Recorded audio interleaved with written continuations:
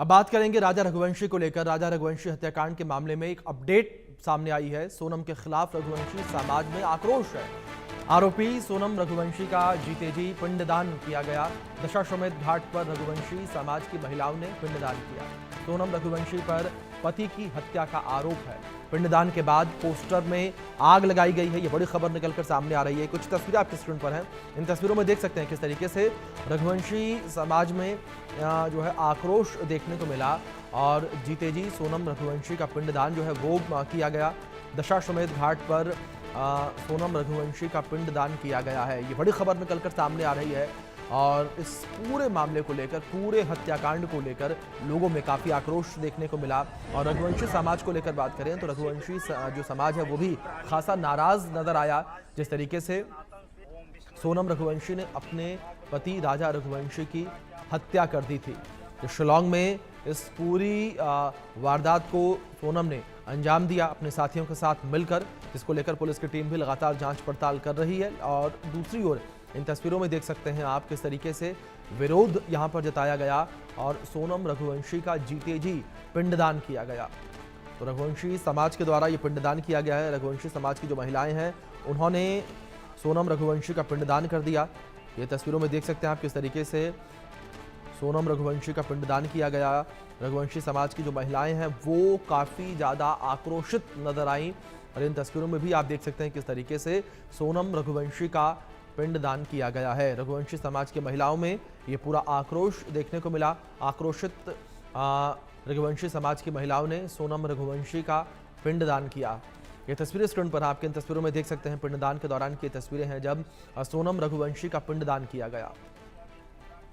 तो फिलहाल सोनम रघुवंशी पुलिस की गिरफ्त में है। पुलिस की टीम लगातार जांच पड़ताल कर रही है। शिलांग पुलिस जो है वो पूरे मामले को लेकर जांच पड़ताल कर रही है। तस्वीरें स्क्रीन पर आपके लगातार इंडिया न्यूज़ आपको ये तस्वीरें दिखा रहा है किस तरीके से सोनम रघुवंशी का पिंडदान किया गया है। जीते जी सोनम रघुवंशी का पिंडदान किया गया। और इस पूरे हत्याकांड को लेकर बात करें तो लगातार जो है अभी भी कई सारे जो हैं राज खुलते नज़र आ रहे हैं। जिस तरीके से लगातार यहाँ पर कई लोगों की गिरफ्तारियाँ हुई और जिस तरीके से ये आंकड़ा जो है आरोपियों का बढ़ता चला गया। और ऐसे में हमारे सहयोगी एहतियाब शेख जुड़ गए हैं तमाम अपडेट्स के साथ। सीधे उनका रुख करेंगे। एहतियाब, जिस तरीके से इन तस्वीरों में हम देख पा रहे हैं सोनम रघुवंशी का रघुवंशी समाज की महिलाओं के द्वारा जीते जी पिंडदान कर दिया गया। इतनी नाराजगी रघुवंशी समाज में।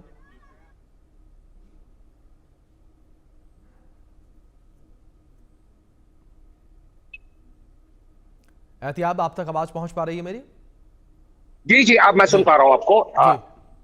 देखिए, जहां तक सोनम रघुवंशी की बात की जाती है, निश्चित रूप से ये कहा जा सकता है कि सोनम रघुवंशी को लेकर महिलाओं में खासा रोष देखने को मिल रहा है। हमने पहले भी तस्वीरें देखी बिल्कुल। थी कि इंदौर में कई महिलाओं ने प्रोटेस्ट किया था, साथ ही साथ सोनम के पोस्टर्स जलाए गए थे। साथ ही साथ ये कहा जाए कि सिंपल शब्दों में एक नाराजगी है महिलाओं में, तो वही नाराजगी राजा रघुवंशी के परिवार में भी थी। राजा रघुवंशी के परिवार ने भी कहा था कि वो सोनम का पिंडदान कर देंगे उसके जीते जी।